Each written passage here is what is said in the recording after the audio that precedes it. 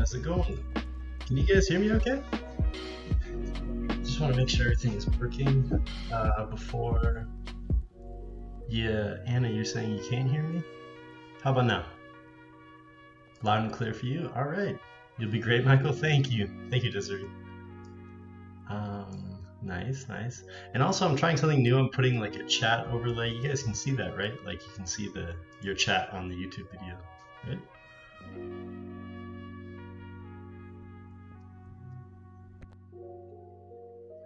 Cool, cool. You hear me? Hear me? Nice. Doggy, that's right. You're watching me and Max. Dude, Max's painting was turning out so cool, man. I love watching him paint. Yeah. I said in his chat I really miss seeing him like doing his cafe sketches and stuff. I think we all kind of feel that way though, you know, like miss going out. Yeah, the whole gang's here. What's up, Dennis? Good to see you, man. Alright, I think I might sketch over.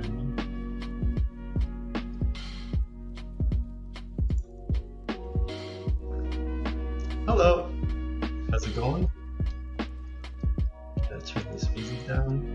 I think I'm gonna change this to black in the background. Still figuring out working out the kinks for all this stuff. Hey Mike, how's it going? Alright, I think we're almost ready to go.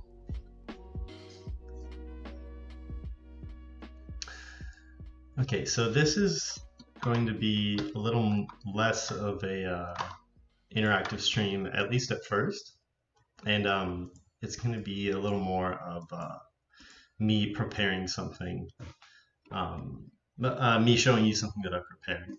So I'm a little nervous right now because there's a lot of people in chat, and I hope hope it all turns out good. All right, so I'm just going to get into it. To start off, I'd just like to introduce myself. And my chair is really wet. Let me fix it.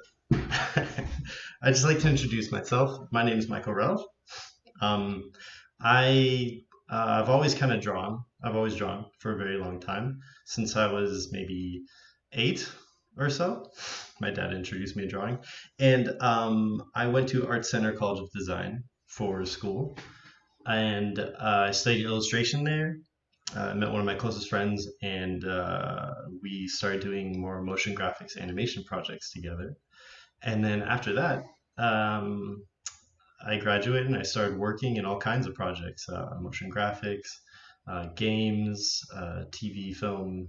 A lot of that stuff has been more recent, more of the TV and film stuff. And yeah, and then I've been freelancing for about 10 years, 11 years now. And yeah, so what this is going to be is a guide for you to basically to take your ideas, to believe in your ideas, and to, let me fix this really quick, to sort of, to believe in them and to run with them and to turn them into something more. So this is a guide for making your own story and putting it out into the world. And I'm going to go through the steps from my own book and my own reasoning behind them. But I hope that you can really take something for your own projects that you have going. And I hope that you can, if nothing else, I hope that you can leave this talk with the idea that your ideas are good and they're important, and that you, if you choose to, you can nurture them into becoming something. Yeah, so this is my book that I have coming out on shelves in about 2 weeks, and I went through the whole publishing process, start to finish, and yeah, so this is sort of how I'm going to frame the whole conversation. So I actually imagine that this talk would have a relatively small audience because I do know the sort of the groups that are at these conventions, and I know that for the most part, people kind of want to find a role in the industry. They want to find a job. They want to find their dream job.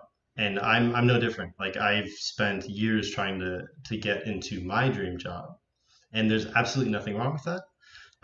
But I just want to preface and say that this talk is much more focused on sort of nurturing your own dream, nurturing your own project, and bringing it to fruition.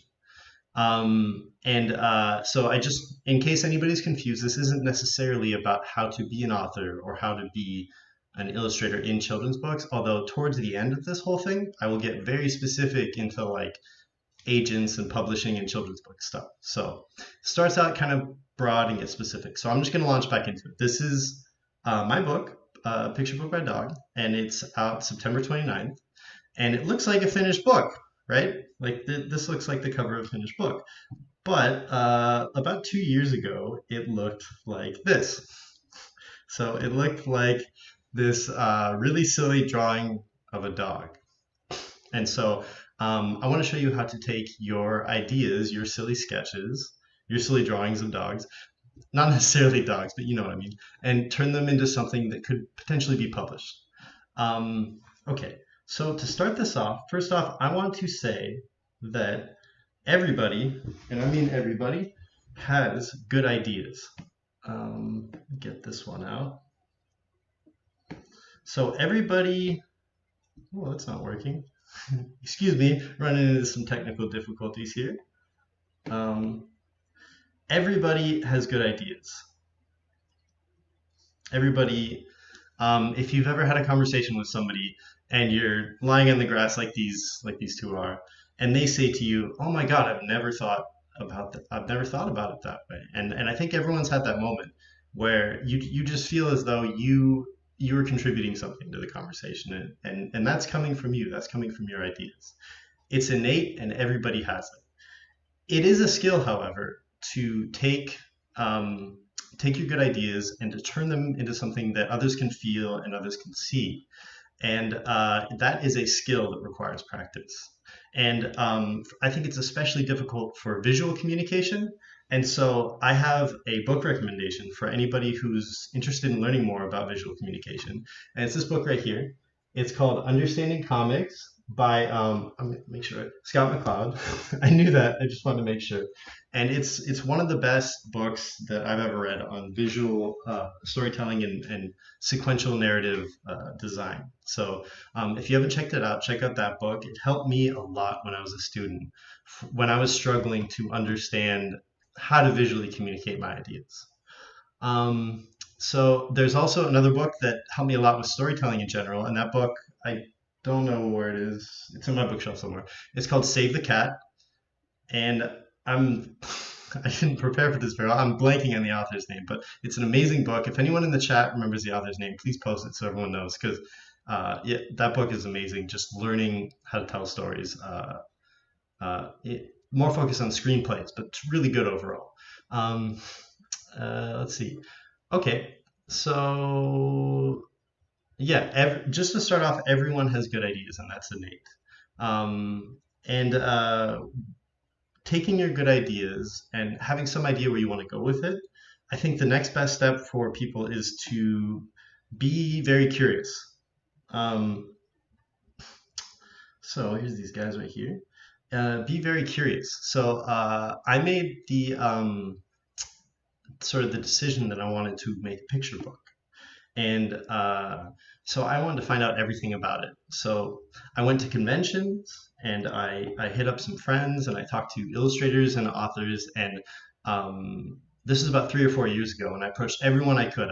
I hit up friends, artists at conventions, artists on social media. And I really just asked basic questions about things. In getting your own book out there, what was it like? Seize every opportunity to ask questions about picture books. And I met amazing people and actually made friends this way. So I think it's very important to be curious and open to learning if you're trying to pursue anything like this. And so then I made the decision that I wanted to finish the book by CTN 2018. And my book comes out in September of 2020, which is quite a while from 2018. So I obviously underestimated how long the process takes, and I definitely did not hit that deadline. But what I will say is that having external motivation can be very powerful. And the convention in 2018 gave me a deadline to shoot for, and that was sort of like my external motivation. And so having that in mind, this really silly sketch of a dog. Let me bring it back up for a second. Really silly sketch of a dog, and this whole picture book came about because I gave it the space to come about. And what I mean by that is that, sorry, blanking on this. I gave it the space to become a reality. Um, like I said earlier, I've been freelancing for 10 years. And I kind of need to freelance 10 a.m. to 7 p.m. in these mostly commercial jobs to pay my bills and stay on top of rent and stuff like that. So what I did is I gave myself space daily from 8 a.m. until I had to work to develop creative projects. And so this kind of gave me 1 to 2 hours every day to work on something that was my own.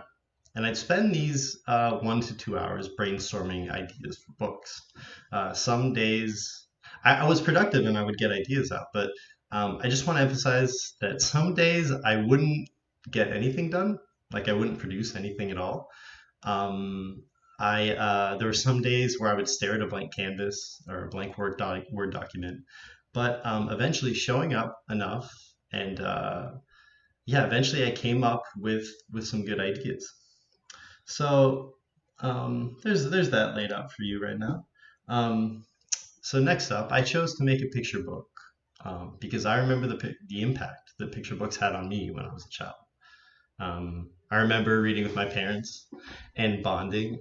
Anyone who's had that experience knows that it's important. It's a bonding moment, and I felt that it was important. And I also felt like if I can bring this joy, uh, like if I could bring that same joy to other parents and other children when they are sharing this moment of bonding together, like I would love that. And then I also thought about like 5-year-old Michael, little Michael, me when I was a child, and I thought like, I'm going to make the book that I would want him to read.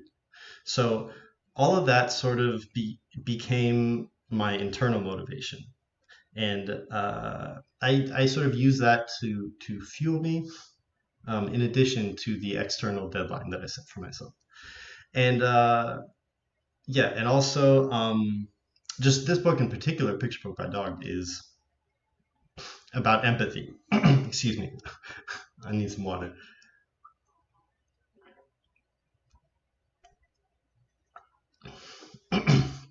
Is about empathy, and that's something that's really important to me. So once I kind of got to that point of wanting to make a book about empathy, that became like a sort of internal motivation to make the book. I have a circle of trust. It's about 6 people, and here they are right here, little circle of trust.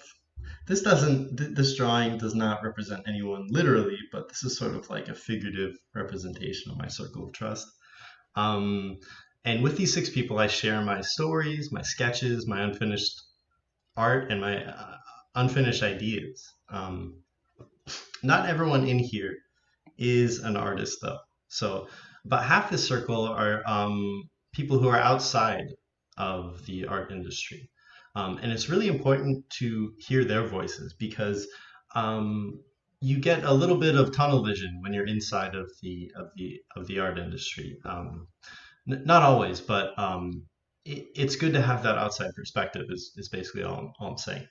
And so my circle of trust art friends are three friends. One whose stream I just came from. That's Max Ulichny. And then the other 2 are EJ Kang and Henry De Leon. All 3 of them are amazing artists in their own right. I see Max in the chat there.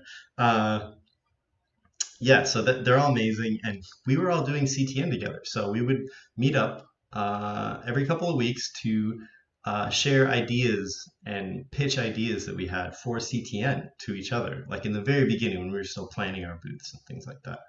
I think a circle of trust is important to absolutely everybody who's trying to make things. And what I think that you should look for in these people are people who aren't afraid to give you their honest opinion.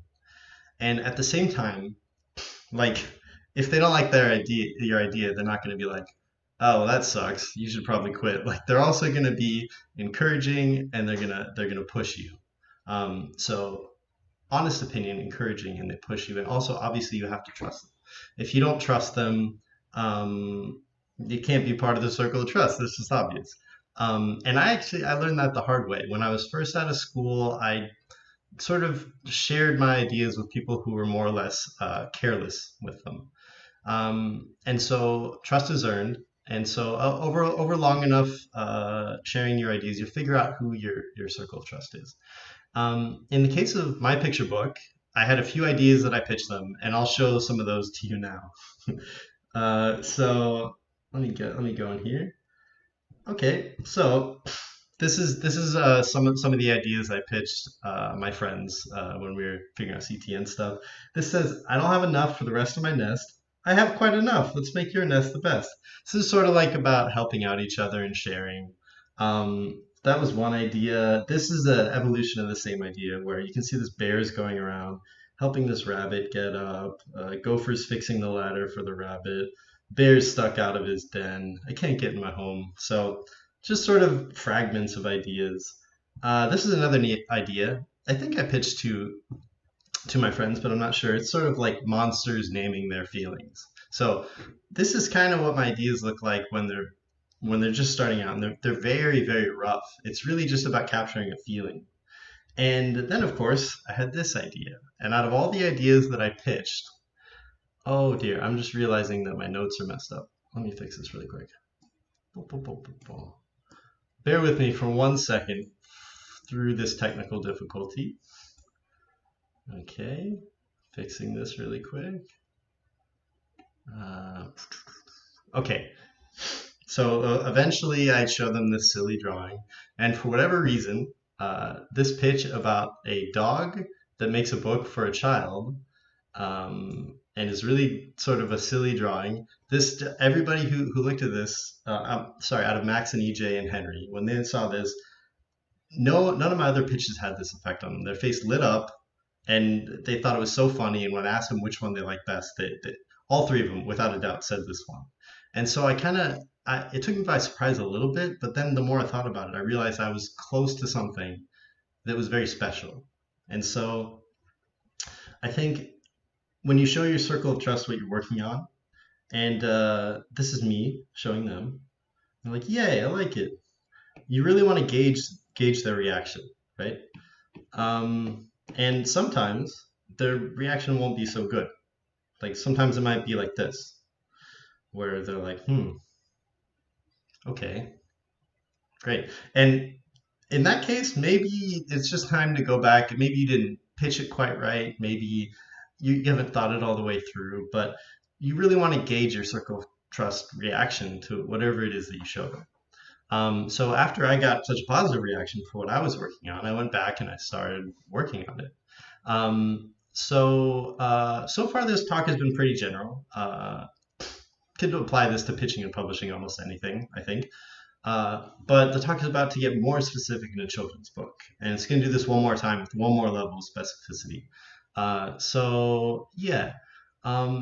There are basic things that I didn't know about children's books. Things like how many pages are in a children's book. Do you guys know? I didn't know when I was starting. Is it better to self-pub?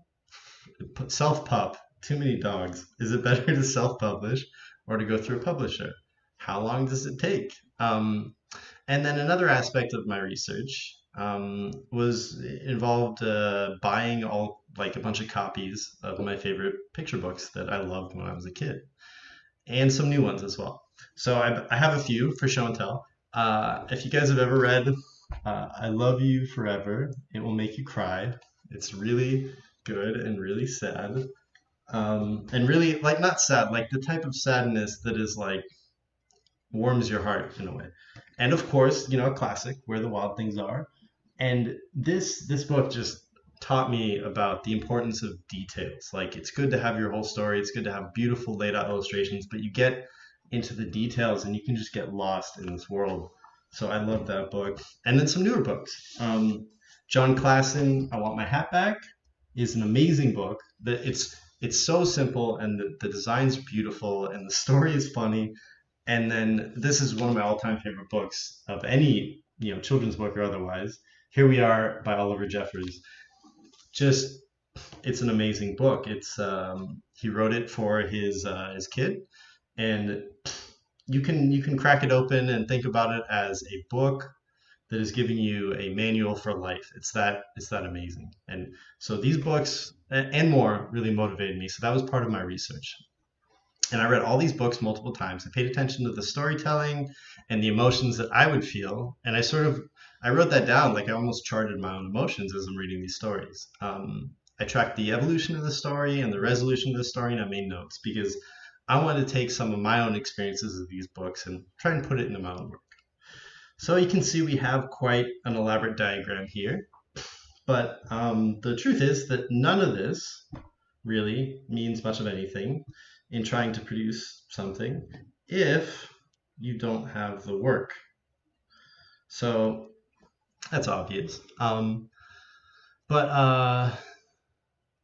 you really have to put in the time. And that goes back to what I said about allowing the space for an idea to happen. So at this point, I sort of revised several layouts. I was writing and rewriting, and eventually I landed on something that I loved. So how do you know if you're ready to put your work out there? And for me, it's really simple. It's that the feeling is there. When you read it, when you see it, you can feel it. The same feeling that you have inside your heart and inside your brain and your body, however this works, is on the page, and it's communicatable. So reading my revised draft, I had moments where I would chuckle, where I'd feel sadness, or I would feel happiness, and it felt real. And the one way that you can check to make sure that it's not just you that's feeling this, because you're drawing on some emotions and some things that happen to you in your life. Of course, you're going to feel that, but to make sure that's translating, I would say go back to your circle of trust. Make sure that your interpretation of your work is shared by others. Show them again. And fortunately, they felt the same when I shared my later drafts with my friends. They felt the same about it. They thought it was a good place. They had a few minor notes, and so I applied those, and there we go. So after that, it's time to, if you want to put your work out there, it's time to get it in front of the right people. After I felt good about what people in the picture book industry, I guess, call a picture book dummy, I wanted to show it off in the best possible format. So I'm going to show you kind of what I sent out to people. I'm only showing you material that I imagine my publisher would be cool with, nothing from the actual book. And it's a PDF. And anything that could potentially be a copyright issue, I've just blurred out. So yeah. So this is what the PDF looked like. I mocked up a excuse me. I mocked up the book on a book to make it look like it was real. Obviously, I redacted my information down here, so because I don't really want that out there. And then I give them this pitch. What if your dog can make art? What would they say? What would they make? Picture book by Dog explores these questions. Dog shows the readers, redacted for no spoilers. And Dog has a message for the readers. Adopt dogs, treat them with care, and they will be a loving friend. In this PDF, will include examples, example spreads to illustrate what the book will look like. And rough pencil layout, the entire story in its entirety. And then I tell them that I really enjoyed making it, and that I'm new to this world, because I'm just being honest, I have no idea what I'm doing. And then, yeah, and then the PDF goes to show a fully colored spread and the whole story, and then a thank you for looking at it. So I feel like this has all the elements that you might want to, if you want to pitch something, right? It gives the reader a taste of what it could be. Like mocking it up on the front of a book, you look at that and you think, this could be real. So I did everything that I could to convince people that it could be real. And next on the list is to make luck. Do you remember those friends that that I made when I was learning more about picture books, when I was being curious.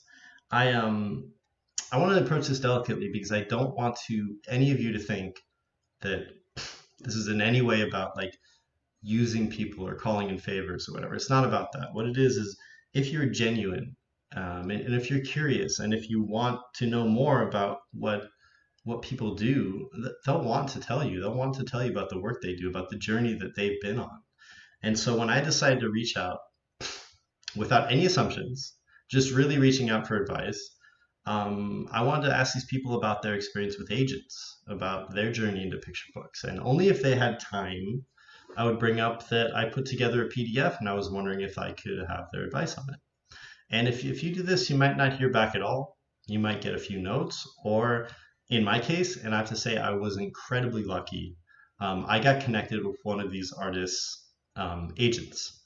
And I'm keeping the agent and the artist and everyone from this point forward anonymous, because I don't want you to think that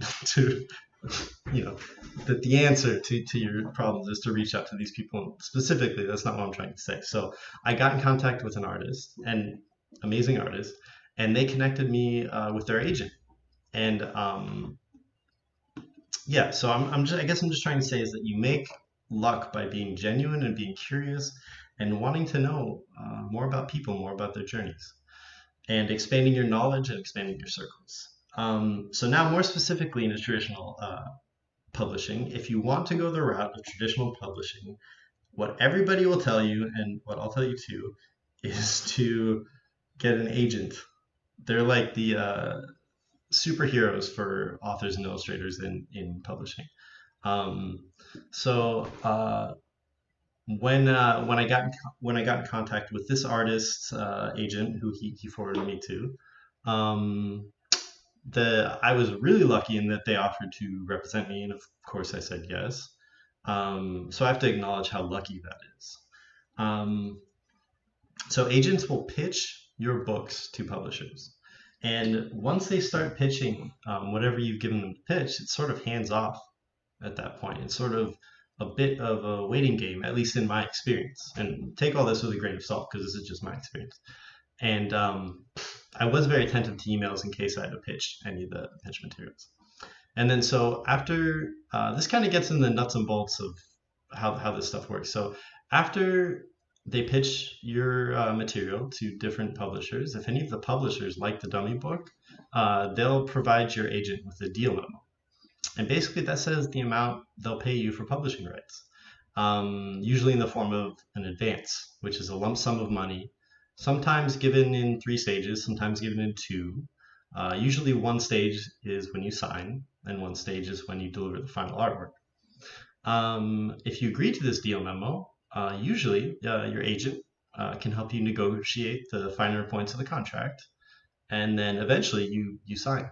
And at this point, I gotta say, I really, really, really, really appreciated having an agent. My agent was able to walk me through all kinds of contractual things that I just had no idea about, and just explaining things about the industry that I was so surprised to find out. One of the things that I was completely floored by was that traditional publishing takes a long, long time. I should have figured this out in my initial research stage, but I didn't. And my agent told me that from the point where I signed the contract to the book being on shelves could be as long as 1.5 years, sometimes shorter, most times longer.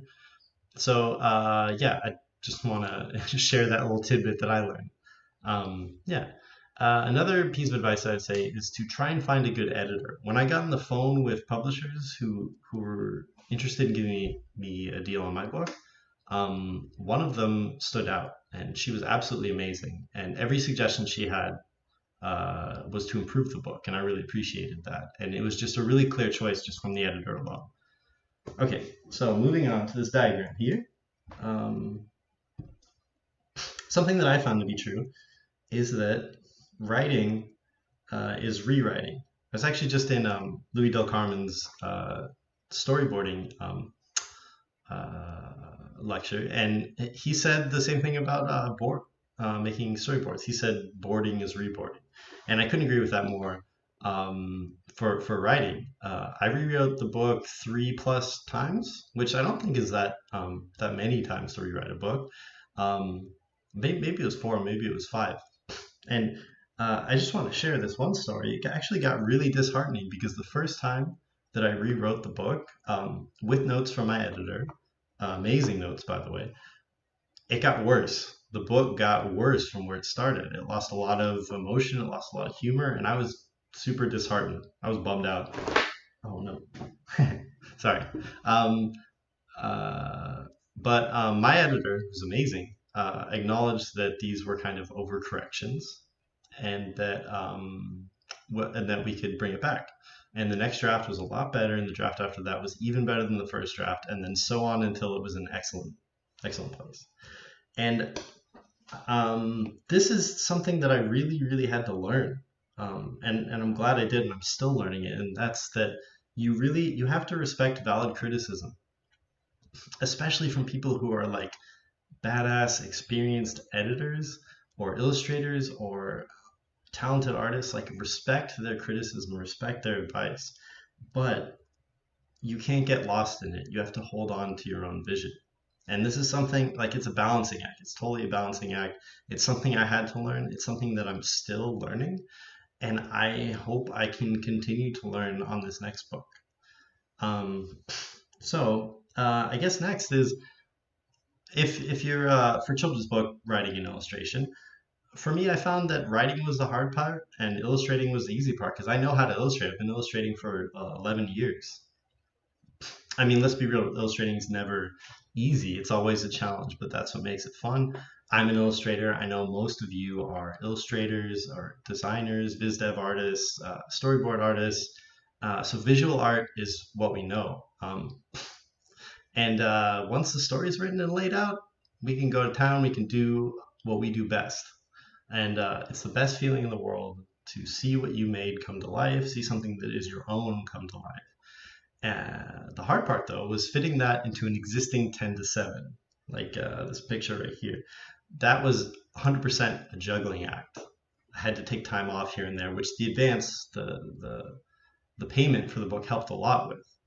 There were about 3 rounds of revision for the art, which I think is normal. I'm not entirely sure. And so to kind of get towards the end of this, what I would say is that it is a long journey if you want to publish something. And it's easy to get jaded. It's a long journey just being an artist. It's easy to get jaded. It's easy to get burnt out. It's easy to get caught up in what is not working. There were some days that were really hard for me. There were some days that were extremely draining where I'm doing freelance and the picture book and then freelance and I don't get a moment to myself. But at the end of the day, if you are working on something that you believe in, if you reflect on that, it's way easier to enjoy the journey. It's way easier to see the trees and the birds singing all around you. So go on this journey, and it will be hard, but know that, it can be really rewarding. So I guess I made this illustration really long. Zoom. So,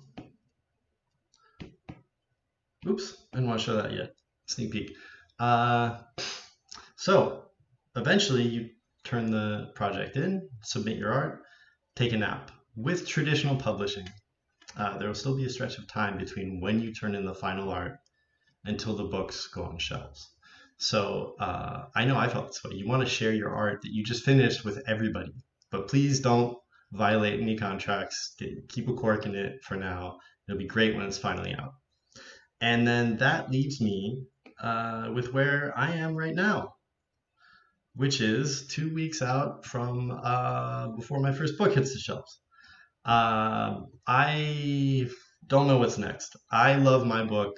My circle loves my book. People I work with love it. That doesn't necessarily mean that everybody is going to love my book. There are so many factors that are outside of my and your control, like, say, coronavirus, that might impact anything that you put out with a release date. I'm sure people who are in the chat from film understand this all too well. So my advice, if I'm going to offer anything, is, which I should really take myself, is to not get so caught up in the outcomes and the expectation for whatever you're working on. and to enjoy the process. Stay curious, make friends, and learn from whatever's next. If you'd like to know more about my book, I left it in the below the live stream. You should be able to click on it and find out more, watch the trailer. And that's pretty much everything that I had planned to talk about. It looks like that was only half an hour. Wow, crazy. So I'm going to open up my chat again, and yeah, so I'm going to open up this to a Q&A. If you want to ask me anything, feel free to. If you want to talk about anything, yeah, I got the chat open right now. So good job. Thank you. Thanks, Max. Can you paint the dog? I could paint the dog. I meant paint the dog. So good. Congrats. Working hard. Really informative. Thanks. I'm glad. I'm glad. What happens if you want... Madness Lives asks, what happens if you want to make revisions after the publisher buys the book? Are you only allowed to make revisions that they ask for? I think you would have to... I've never ran into that, but I think you would have to talk to your publisher. You would have to say, look, this is what I presented, but I have this idea. Because ultimately, your editor and your book designer, everyone that you're working with wants to make this the best thing that they can possibly make it. And if you have something that's slightly different from what you gave them originally and it's better, I'm sure that I don't see why anyone would have a problem with that. Hey guys, to make this easier, do you mind putting at Michael Relth for questions? Because that pops out in orange and I can see it a lot easier. But I'll go through and I answer some of those questions. How do you prevent them from stealing your work if you just send out the whole illustrated story in a PDF? That's a good question. So only send it to people that you trust. And also, if you send it to an illustrator who's somewhat known in the industry, and then they come up with an idea that's exactly your story, that's kind of... I don't think people are going to do that. Maybe they might. I don't know. Maybe I just trust people too much. But I really only sent it to people that I thought it'd be okay to send to. How'd you overcome the feeling of feeling discouraged or like you weren't making traction with the project? I just kind of... That's a good question. I would mostly just talk to friends, talk to family, talk to my girlfriend. My girlfriend was so supportive during this entire thing. Parts of it would not have gotten done without her. So I had that. I had that support. I had support, so that helped a lot. What does the marketing for your book? Who does the marketing for your book? Your publisher? So what I've noticed is that publishers do marketing for the book. And for children's book, I think that a lot of the marketing team is focused on getting the books into libraries and getting the books into schools. Actually, in the upcoming weeks, I'm going to learn a lot more about what the marketing plan is from my publisher going forward. And then, of course, you can market things yourself. So I've been marketing it myself. If you hadn't been referred, any advice to finding a good agent fit? I don't know. Wait, actually, just a moment. It's really hot. Turn on a little bit of AC. It's internally circulating, so don't worry, I won't get any of you. That's not working, that's fine. Finding an agent that's a good fit. I'm not entirely sure. I'm really fortunate that I was referred, but I think if you can have a conversation with them and they share your goals, like you can get into the nitty-gritty about what you want to do with your work and with the type of work you want to do and the type of people you want to work with. And if they want to work with you on that, then I feel like then that's a good fit. I'm going to jump down to the more recent questions. If you guys have a question from earlier that I missed, you can say it again in the chat. Hi, what avenues to find an agent? That would be a great presentation. I don't know that I'm the best of... I feel like I came across an agent sort of through happenstance, so it was a lot of luck. I'm sorry that I don't have a good answer to that question. Any suggestions for website or communities to grow in relationships with illustrators and build your circle? Yeah, absolutely. I think Instagram, actually.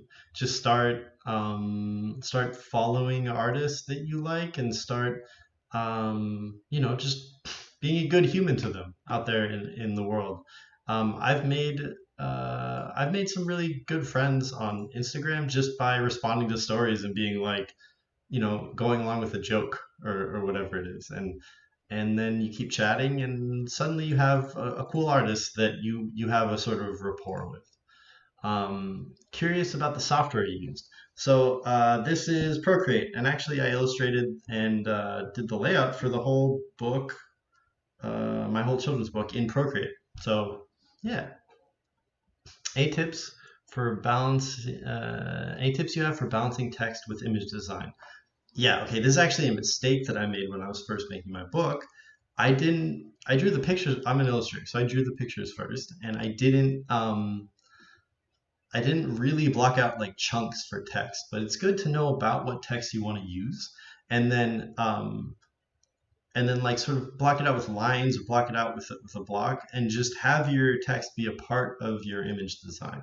Ultimately, what I found out is that the book designer works with you on that and fitting the text into your images. But if you don't give them any empty space to put the text, they'll have nothing to work with, and you'll probably be revising your images. Do you have any marketing tactics that you personally did to promote your book besides your book trailer?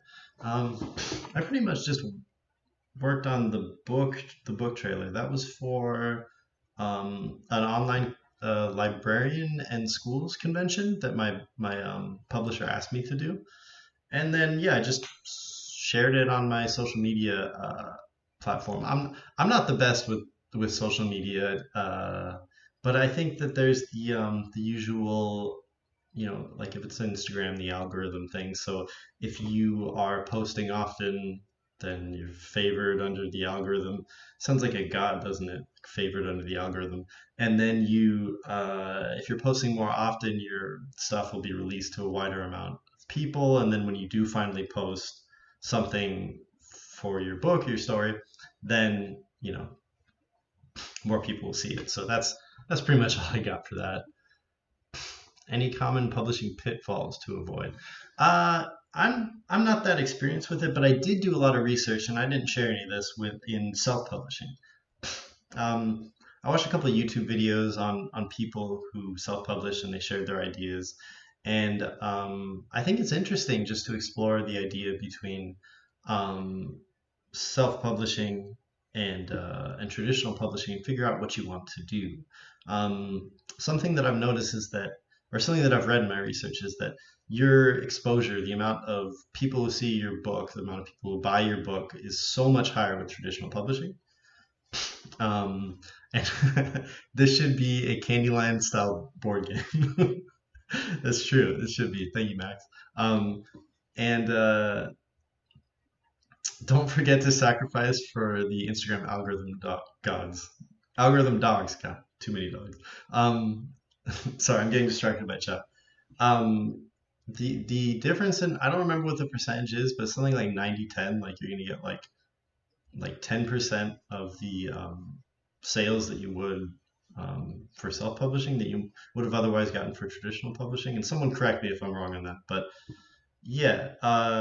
And then I also watched, there's this YouTuber, Sav Brown, and her channel is really interesting. And she had this founder channel because she had this this YouTube video about self-publishing her own book. And she had one point where she was talking about having boxes of books stacked sky high throughout her entire apartment and a little path going through them. So for self-publishing, there are some issues that you have to think about with fulfillment and getting those books out there.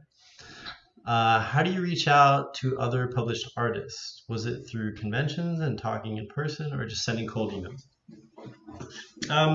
It was through conventions, talking in person, and also through Instagram, because I made some Instagram online friends. Just reach out to them, and just people that I have a rapport with. I don't think that I sent this to anybody that I didn't already have a little bit of a rapport with. So yeah, I hope that answers your question. How do you overcome the fear of reaching out to the artists you admire and agents too? I think that has to do a lot with confidence. And confidence is something that I'm still learning.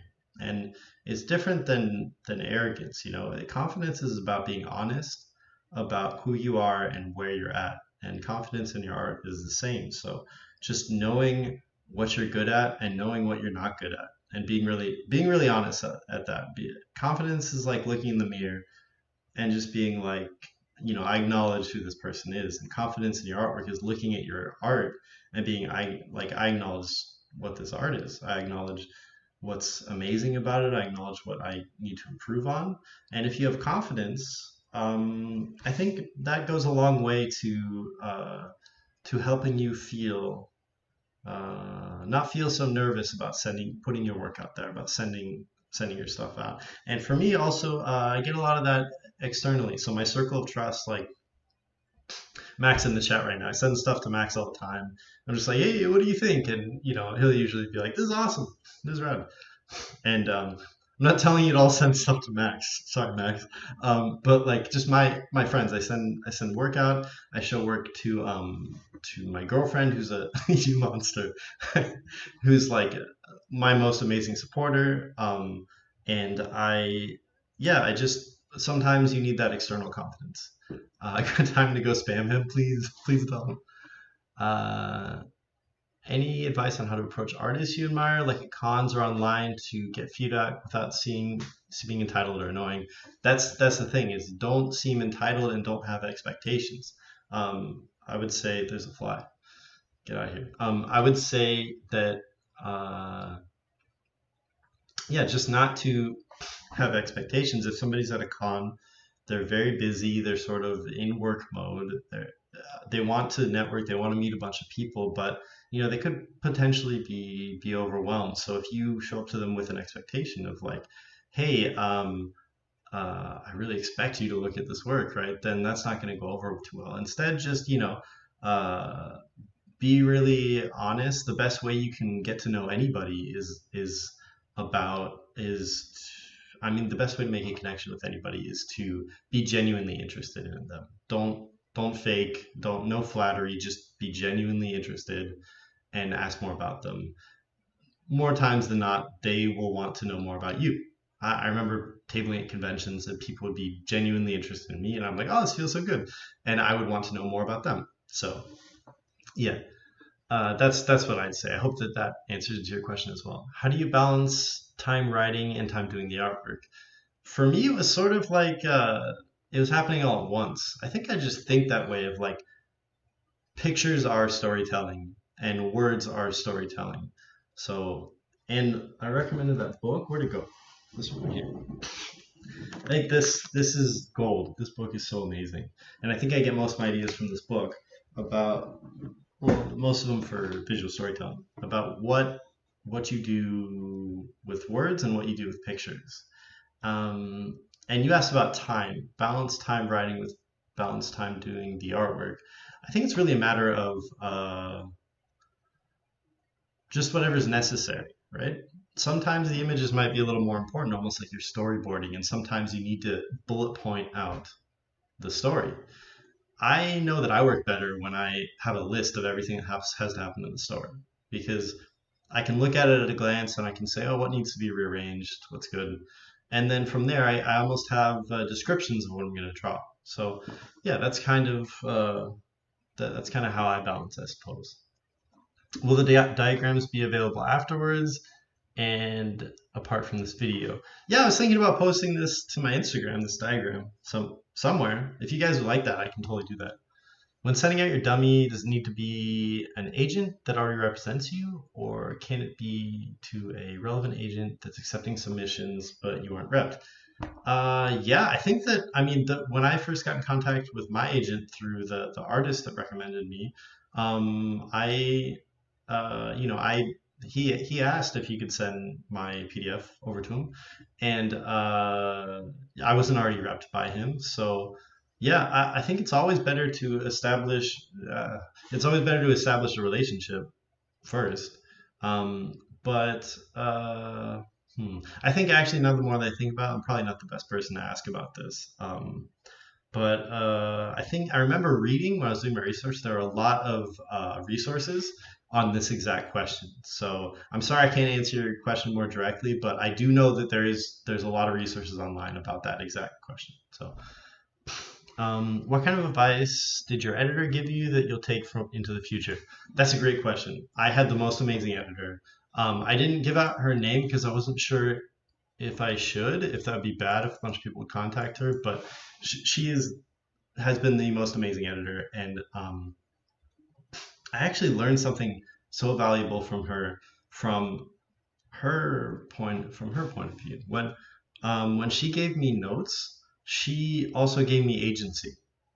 Like she gave me the ability uh, to pick and choose which notes I thought would make the story better and to push me to make the story better.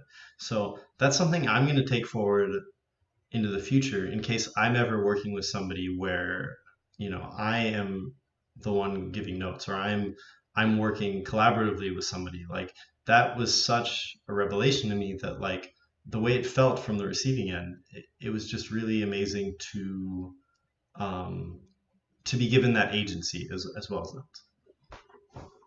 Uh, Using Procreate, from my understanding, it has limited layers. Was that a challenge? For print, did it have to be set to CMYK or was RGB okay? Yeah, I designed the whole thing in RGB because I didn't know any better, and I don't usually work in print, so I had to change it all later. Which it actually didn't mess up too much. I exported out of Procreate and then I just changed it to CMYK in Photoshop. So, and nothing really changed that much. So, yeah. Could you make a scratch poster from this diagram and sell it to people like us? I hadn't thought of that, but I definitely could. Did you need to develop an easier, simpler style? How did you manage time-wise to make the illustrations and still make them look good? Yeah, um, I definitely didn't want to go for anything too complicated, at least at first. That wasn't the point of my book. I guess the storytelling and the style and the idea really lended itself to something that was a lot simpler. So that wasn't all for the purposes of time, but it definitely helped a lot. How do you balance using story beat formula and speaking from the heart? That is a really good question. Uh, Dave, who's the Save the Cat author? Did you guys already decide this in chat? Anyways, in Save the Cat, in that book, the author talks quite a lot about that. For me, the story beats or the plot of the story really have to lead towards emotion.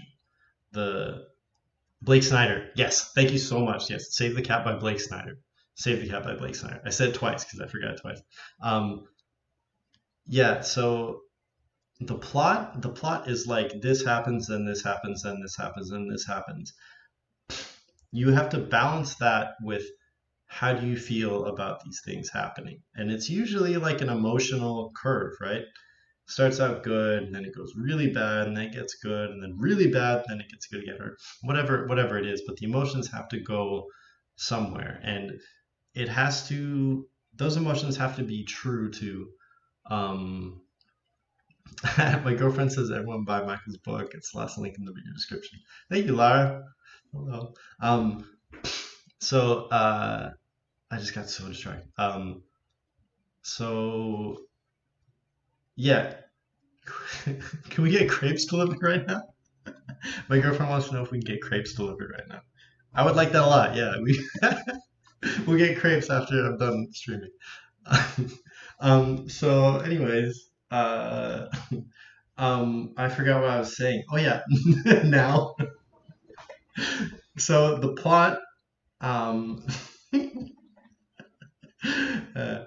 the plot is what's happening in the story from scene to scene, right? And then you really want to put emotion in the plot, and not just for the sake of emotion. You want to balance that with what is in your heart, what's your vision, what's like internally motivating.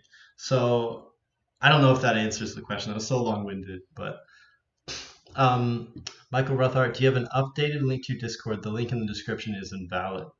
Yeah. If you guys can hold on a second, I will grab that right now. Invite people, copy. Okay, I'm throwing it in the chat. Lol, y'all broke Michael for a second. You did. Thank you. Yeah, I guess I'll leave this up for now. I only have 7 minutes left before I was planning on leaving, so maybe a few more questions, and then we'll just wrap this up. Have you seen the video? April wants to know, have you seen the video on the shape of story? No, I would love to see that. If you're in my Discord, if you could drop the link to that in one of the channels, I'd appreciate that. Do you have an, okay, I got the link for Discord. How do you balance work life and time to make your book? And did you ever feel guilty when you didn't have time to work on your book? Yeah, I think everyone feels that way. If you're really trying to put your heart into something. But I think it is important to have that balance where you give time to your family, if you give time to your friends, to your partner. That's really important. And it's too easy to get caught up in what we're doing and what we're working on. It's kind of like this image right here, right? Like you want to enjoy the journey, and all this artwork and all this work is great, but if you're not spending time and enjoying your life with the people that you love, like what is life but spending time with people you love and making connections. So you definitely need to prioritize yourself and prioritize balancing your life when you're working on this stuff. And I don't have an easy answer for that. It's just a struggle. I have, there must be time for crepes, right? True, yes. It's just a struggle. I have a calendar that I'm trying to get better at using, where I put everything on that calendar and make time for as much as I can. Yeah, so that I guess I hope that answers your question as well. Are you working on another book now?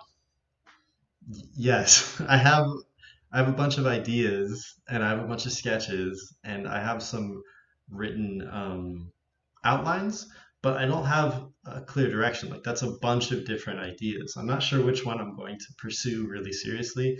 And now that I'm getting so close to this publication date or this book being on shelves date, I'm gonna kind of I think I'm gonna hold off a little bit and just wait to see how this book does out in the world, and then maybe ride that wave a little bit and feel confident about myself externally, and then push forward on another book. I don't know.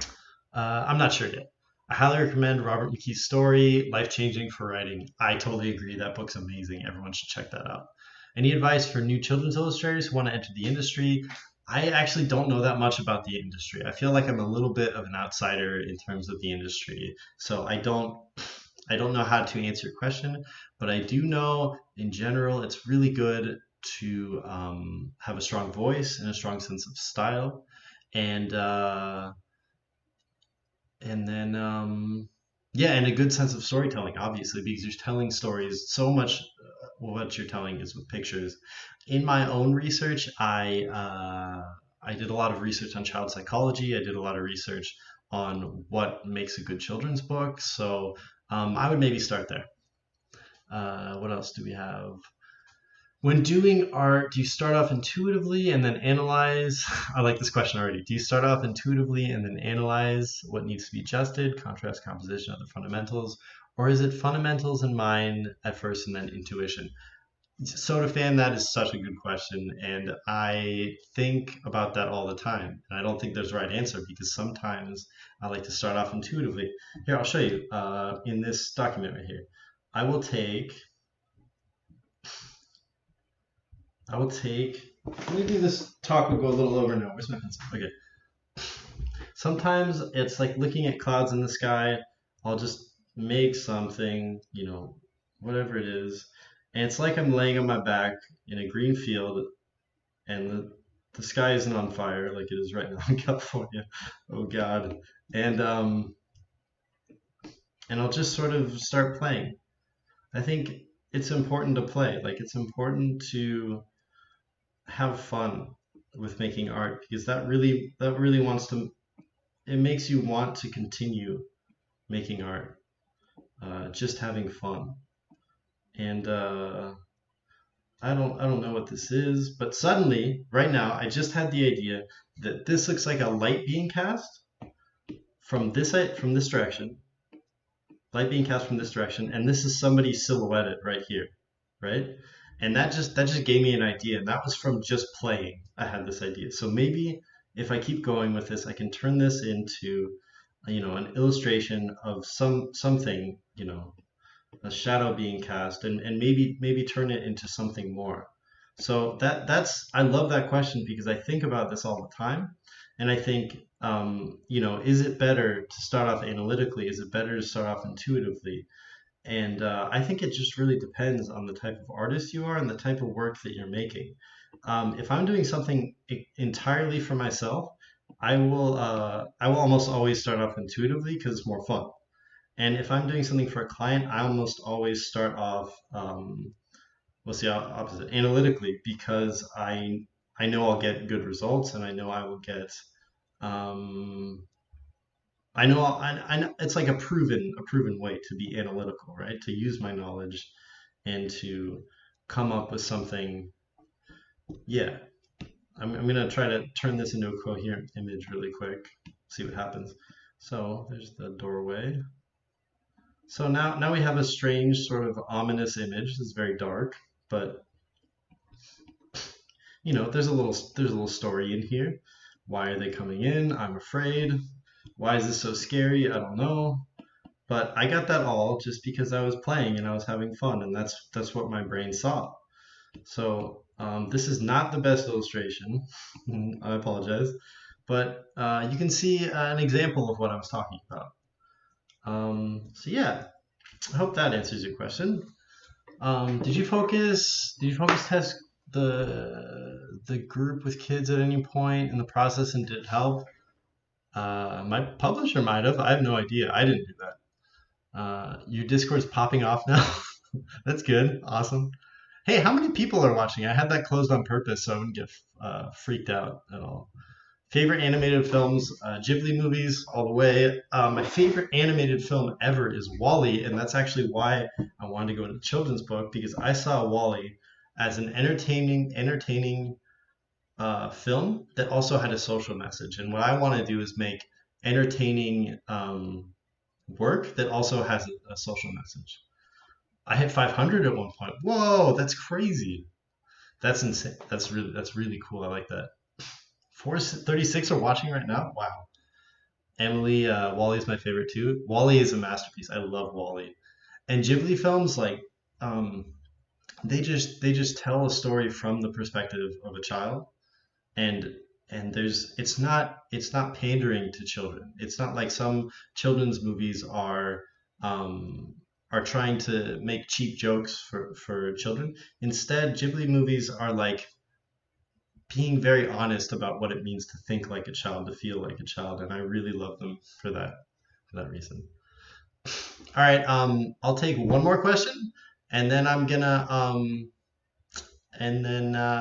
be it. So if anyone else has anything else they want to know, you gotta check out Masaki Yusao. I'm gonna butcher this. Yusas.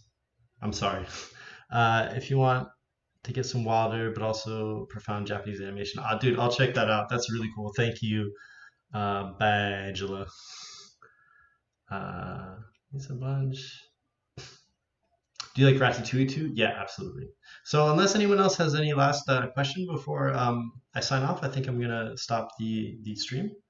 So yeah, it was a pleasure meeting you, Michael. Look forward to seeing what you do next. Thank you, Anna. Appreciate it. Does anyone know if he's releasing this recording later? Yes, I am. Thanks for sharing. I know this was for books, but it kind of applies to comics too. That's great. I'm glad that it is applicable to a lot of stuff. Get those crepes. Yeah. Yeah, Laura, we're gonna get those crepes. Thank you, everybody. I really appreciate it.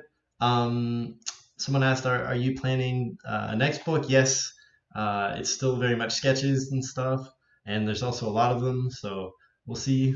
Great talk. Thank you. Okay, thank you everybody who came. I really appreciate it. Thank you, Danny. You guys are amazing. I didn't expect this many people. It's really cool. Um, so yeah, thank you so much. I hope that I just hope at the end of this whole thing that you feel encouraged to work on your own ideas and that you can give them the space that that they deserve and that you can make something that you're really proud of and that you really love. I hope that you can take that away from the stream. Thank you all very much. I'm going to take off now. I'll be in the Discord after I get some crepes. So yeah, thank you. Bye.